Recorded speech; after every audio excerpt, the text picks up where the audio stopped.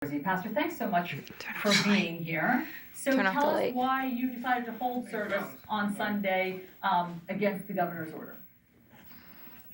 Yes, we decided that it was time for our church to reopen, and we feel that we have our First Amendment right to open up our church at this time.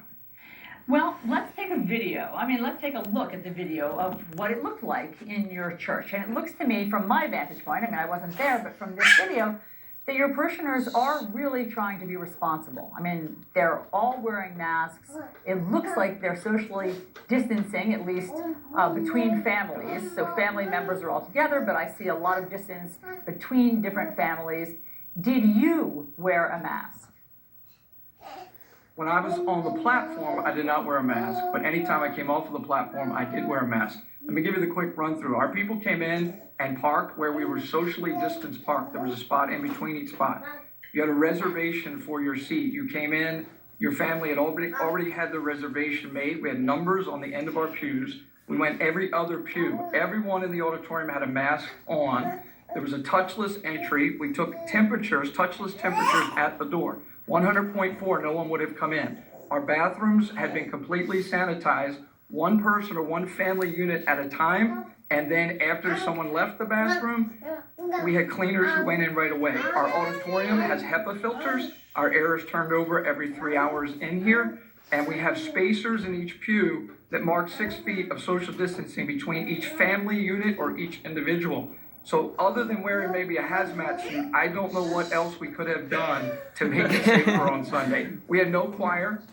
I know that's a concern. No choir going on. And other than being on the platform, we had masks on the whole entire time. It sounds like you are bending over backwards to do all the right things and to, even things that are beyond what is necessarily officially recommended, and I'm sure that that's helpful. But it is actually your behavior in front of the congregation that could possibly be the riskiest. I'm sure you've heard. Well, hold on. Let me just state the case as is stated by the National Academy of Sciences. It's you projecting in front of the congregation. It's your sermon. It's the idea that you would take off the mask for that. And the reason that I say that is because the governor does that shows that when he's giving his press conference of loud speech, the kind that you would do while you're projecting, produces thousands of droplets that then remain airborne for 12 minutes. And so everybody else, it seems, is doing pretty risk-free or as low-risk behavior as you can. Sure. But yours might be the most dangerous. We're up on a platform, and we have a distance between us and the first pew that's more than 6 feet. And so I understand what's being said. The whole idea of the mask or not the mask, including back to things Dr. Fauci has said at times, the mask is very controversial. We are wearing them.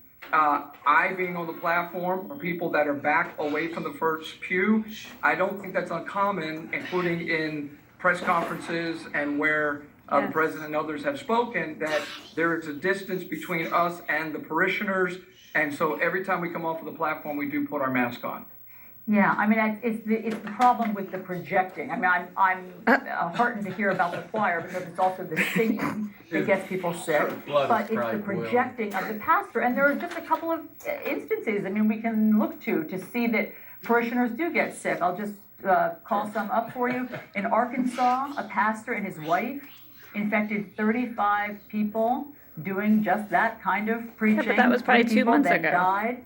In Washington, that was a choir, but there was one person who was sick in a choir who, because of singing, then infected 71 people. 2 of them died. Alice, the reality is, in the spreading of the virus, there are no guarantees. Everyone that I know is trying to be as safe as possible, but this idea that because I'm up on a platform, somehow I'm going to infect a whole entire congregation, no, it's because you're speaking loudly. That doesn't make sense. What's that? It's because you're speaking loudly, not because you're on a platform. Well, I understand that, but if I were to be on the New Jersey boardwalk today, or if I were to be in the Home Depot today, if I were to be in the grocery store today, and I know we're wearing masks in those places, but as soon as you come outside, not everybody has masks on. Here, when I am anywhere close to our people, we're putting on a mask. There's obviously, there's a certain amount of, we are saying, that when we're on the platform, that we are not going to be wearing a mask when I'm preaching or when we're singing, yes. But other than that, and we don't believe the distance between us and the front pew, again, there's no guarantee of with me wearing that mask or not, that is going to make it perfect being there on the platform. No, I know, it's all about cutting down on risk, and that's it. I mean, what you can do is cut down on risk. We talked to Governor Phil Murphy of New Jersey yesterday, and he said that summonses would follow. Because you had broken, or any church that had broken the order, summonses would follow. So what do you expect to happen today? We're going to receive citations, and that's very sad. My dad is a senior pastor. He's 74 years old. He's been preaching the Bible and ministering in this community for over 40 years.